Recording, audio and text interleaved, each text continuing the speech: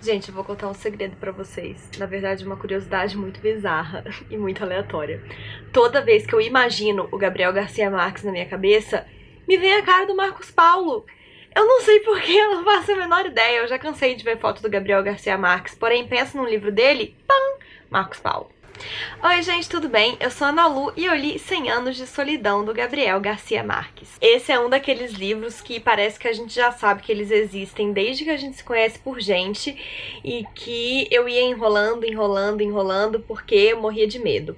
Até que a Record lançou com essa maravilhosa edição e eu não resisti. Além disso, eu coloquei esse livro na categoria Um Livro de Realismo Mágico do Desafio Fabuloso, de 12 livros para 2018, então não tinha escapatória. E a minha surpresa foi que esse livro foi muito mais gostoso do que eu pensava. Eu tinha medo porque eu achava que ele seria difícil, muita gente me falava que ele era difícil, mas ele é muito, muito gostoso. Eu amei esse livro e já virei o tipo de pessoa que recomenda 100 Anos de Solidão pra todo mundo. Bem, o Gabriel Garcia Marques é considerado o pai do realismo mágico, que foi um movimento que foi criado na literatura aqui da América Latina para responder ao movimento de literatura fantástica da Europa. E se o Gabriel Garcia Marques é o pai desse movimento, 100 Anos de Solidão é o filho pródigo, porque na minha visão, é onde o realismo mágico alcançou o melhor que ele poderia alcançar. Eu não fui ler teoria e eu nem tenho teoria aqui pra explicar pra vocês o que é realismo mágico, até porque eu não sou teórica de literatura e falar sobre isso aqui não é minha pretensão, mas mesmo podendo estar enganada, eu vou falar qual é a minha visão e o que é que eu penso quando eu imagino que seja uma história de realismo mágico. Eu imagino um universo onde, teoricamente, tudo é normal, né? São pessoas normais vivendo assim, gente como a gente, só que tá com carta branca pra coisas bizarras acontecerem. É isso que eu penso quando eu penso em realismo mágico. E não podia ter uma definição melhor pra explicar isso do que 100 Anos de Solidão. Se alguém me perguntar o que é realismo mágico, eu vou responder 100 Anos de Solidão, porque, enfim, pra mim agora essas duas coisas vão estar interligadas pra sempre. Bem, do que fala esse livro? 100 Anos de Solidão é uma obra de arte e é um livro tão vasto e tão cheio de detalhe que é difícil falar qualquer coisa sobre ele, e eu fiquei muito tempo em pânico do momento em que eu ia ter que sentar e gravar esse vídeo, porque eu pensava que nada do que eu falasse nunca ia conseguir descrever o que é esse livro. Mas mesmo se eu falasse tudo, ainda assim eu não conseguiria descrever esse livro, então eu vou tentar falar o mínimo. Porque esse livro, apesar de ser tudo isso, na verdade ele é muito simples. Se a gente for falar dele assim de uma maneira curta e grossa, ele conta a história de uma família. É a saga da família Buendia durante 100 anos e do povoado que o primeiro casal, né, a primeira geração retratada na obra, vai fundar. Eles são o José Arcádio e a Úrsula. E eu tô gravando esse vídeo com a primeira página do livro aberta aqui, que é a árvore genealógica da família, porque é impossível não se perder dentro das linhagens e dos personagens. Porque a história de 100 Anos de Solidão, ela é muito cíclica. Até o nome da história é muito poético, porque ele vai contar, né, dos 100 anos de história dessa família e desse povoado, e esses personagens todos, principalmente os masculinos, eles vivem um ciclo muito grande de melancolia e solidão. Todos eles têm nomes iguais, né? Então a gente tem apenas 2 nomes masculinos aqui na história, Arcádio e Aureliano. A partir daí, todos os personagens masculinos são variações desses nomes. Então a gente tem José Arcádio, Arcádio José, Aureliano José, ou só Aureliano e Arcádio mesmo. Esses nomes vão se repetindo, assim como a história desses nomes. E essa repetição, ela fica tão clara por causa desses nomes iguais, que a gente percebe que o Gabriel Garcia Marques não teve nem a intenção de fazer com que fosse metafórico. É palpável mesmo. A gente já imagina que as histórias vão se repetir e que por mais que cada personagem tenha a sua própria trajetória, né, e as suas próprias questões, a aura de melancolia é a mesma e a gente meio que já sabe como que vai acabar. Na árvore genealógica também, inclusive, a gente já sabe onde a família vai acabar. Então a gente tem aqui o último Aureliano e um parênteses deixando claro, fim da estirpe. Então a gente já começa sabendo que a família vai acabar ali. A gente só não sabe como e a gente vai então acompanhando essa história. Em contraponto aos personagens masculinos, a gente tem as personagens femininas, que têm histórias muito diferentes entre si, muito únicas. também não poderia dizer que são histórias felizes de forma nenhuma, porque elas estão ali inseridas no mesmo enrosco, mas as histórias delas têm um peso maior, e como eu falei, uma é bem diferente da outra, inclusive nos nomes.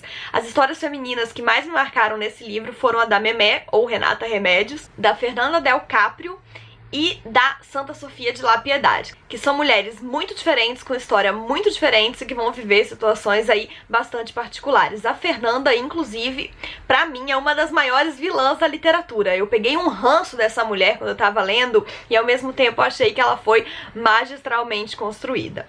Bem, então, assim, em linhas tortas e simples, essa é a história do livro. A história de uma família e do povoado que foi fundado por eles. Só que eu tenho a sensação, e é claro que o Gabo usou o trunfo do realismo mágico pra fazer isso, de que ele não se castrou, ele não se podou em nenhum momento da escrita desse livro. A impressão que eu tenho é de que enquanto ele estava escrevendo, qualquer ideia era válida. Então ele pensava em alguma coisa, ele colocava na história. Mesmo as mais importantes e sérias, como por exemplo, os retratos que ele faz de guerras, principalmente de guerras civis, que não deixam de ter aí, né, seu embasamento nas muitas guerras civis e situações de violência vivenciadas na América Latina. Ele até falou sobre isso no seu discurso do Prêmio Nobel. Mas, além das coisas sérias, todas as coisas bizarras também. Gente, tem um momento que uma das filhas vai fazer uma festa do pijama. Então ela leva, eu esqueci o número de amigas, mas são, tipo, muitas amigas que ela leva pra casa. Tipo assim, 60 amigas e 2 freiras, sabe? Que eram as freiras, né, responsáveis pelo colégio. Então ela leva todo mundo pra casa. E daí o grande problema da casa vira a questão de todas precisarem ir ao banheiro. Como se esse fosse o único problema que pudesse existir numa casa super lotada. E daí como que eles vão resolver esse problema? Comprando um pinico pra cada uma. E daí eles compram tantos pinicos que um determinado cômodo da casa futuramente vai virar o quarto dos pinicos, porque vai ter, sei lá, 60 pinicos dentro do quarto. E eu gargalhava de rir com essa história, porque como assim 60 amigas, 2 freiras e um monte de pinicos? É muito bizarro. E daí foi quando eu tive certeza de que ele não deixou passar nenhuma ideia. Ele pensava, isso aqui ia ser louco, vou botar no livro. Sabe assim? Eu acho que ele se deu uma liberdade muito grande narrando essa história, e o que acabou sendo um presente pra gente, né? Porque, como eu falei, é uma obra de arte esse livro, e enquanto leitora poder entrar em contato com uma maravilha dessas é assim, sensacional. E como eu já comentei, né, também, além de ter todas essas piadas e, enfim, ser, em suma, a trama de uma família, ele vai falar aqui de uma forma muito crítica de questões políticas e de questões de violência que me marcaram demais e que condizem muito com o momento que a gente vive aqui no Brasil, né? É interessante ler um livro tão politicamente ácido quando a gente vive momentos tão perigosos, né? E o Gabo me fez refletir bastante acerca desse assunto. Tem um momento, por exemplo, em que ele fala de um dos aurelianos ou arcádios, eu não vou lembrar agora, que não tinha interesse nenhum por política. E, de repente, ele se envolveu num partido e ele não entendia nada do que estava acontecendo direito. Como eu falei, ele não tinha nenhum interesse em política, mas, de repente, ele era fervoroso, ele tinha uma opinião que ele nem tinha pensado a respeito dela, ele só tinha, né, ido com o barco e tava aí pregando isso e lutando por isso. E, cara, a realidade é muito assim, né? Tem tanta gente que só vai com o barco e que acaba num extremismo sem entender nem direito o que tá falando. E esse personagem me fez bastante pensar também no que a gente tá fazendo e pra quais opiniões a gente tá se vendendo ou se entregando, e se a gente tá fazendo isso direito, se a gente tá procurando embasamento e pesquisa pra entender exatamente o que a gente acha. Muita gente diz que as primeiras pessoas com lugar reservado no inferno são as que ficam em cima do muro, mas eu sinceramente não acho. Eu acho que ficar em cima do muro é muito mais válido do que sair tomando partido sem entender exatamente que partido você tá tomando, sabe assim? Então essa passagem do livro também teve uma representação muito clara pra mim nesse sentido.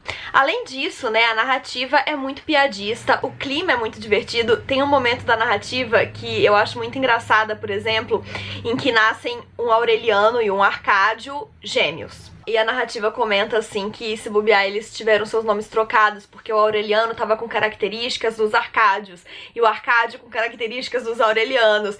E daí não tem como não achar graça de uma coisa dessas, porque ele criou esses personagens e além de ter os nomes parecidos, eles têm características base. Então os aurelianos são os aurelianos, os arcádios são os arcádios. E as personagens femininas, só pra fazer mais um adendo, na maior parte das vezes elas são agregadas. Então, né, são as esposas dos homens da família, porque nascem poucas meninas na família. Então, né, a maioria das mulheres pertencentes aqui são as esposas e que servem aí pra colocar fogo no parquinho dos aurelianos e dos arcádios, porque, como eu falei, elas são bastante fortes e representativas, né, cada uma com a sua história aí. E então é isso, gente. Como eu falei, qualquer coisa que eu falasse sobre esse livro seria pouco, então eu resolvi não me estender, porque às vezes menos é mais. Eu só queria dizer que eu amei muito esse livro, muito. Eu gosto de Amor nos Tempos do Cólera também, mas indiscutivelmente, pra mim, em 100 Anos de Solidão, o Gabriel Garcia Marques está no seu melhor momento. E recomendo demais que vocês leiam esse livro e não precisam ter medo dele se vocês estiverem, né, no mesmo barco que eu estava até pouco tempo atrás, porque ele é uma delícia e eu li em menos de uma semana. Espero que vocês tenham gostado desse vídeo. Não esqueçam de se inscrever no canal se ainda não forem inscritos e dar um joinha se curtiu. Um beijo e até a próxima. Tchau!